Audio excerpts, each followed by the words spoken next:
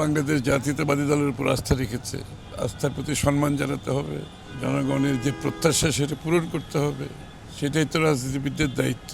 তরুণ নবীন সবাই থাকছে এবং সবাইকে নিয়েই তো দেশ, সবাই মিলে কাজ করতে হবে, সংসদের মধ্যেও দেশের জন্য কাজ করতে হবে।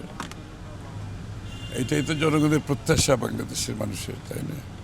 জনগণ তো আস্থায় রেখেছে, বিশেষ করে বাংলাদেশ জাতীয়তাবাদী দলের উপর আস্থা রেখেছে।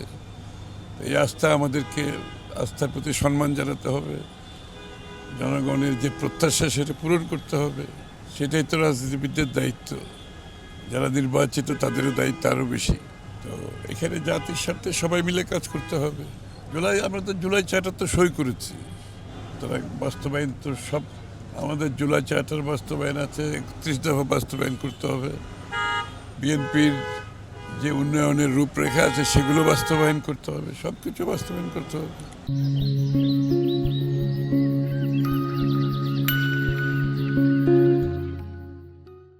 এবার দ্বিকক্ষ বিশিষ্ট পার্লামেন্ট হচ্ছে, এখানে কোনো প্রকার সমস্যা বা সম্ভাবনা রয়েছে কিনা, বা যেটি বাংলাদেশের কালচারে ছিল না এবার নতুন সমস্যা হবে কেন? এটা তো বিএনপির পক্ষ থেকেই এই প্রস্তাবটা এসছে, সমস্যা হওয়ার কোনো কারণ তো নেই।